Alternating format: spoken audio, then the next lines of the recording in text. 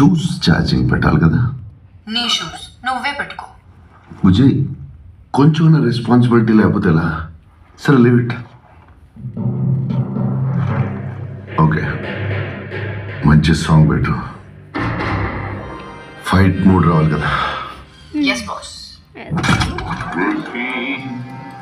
పుట్టిన వానికి మరణము తప్పదు, మరణించిన వానికి జన్మము తప్పదు. అనివార్యముగు ఈ విషయమును గూర్చి శోకింపదు.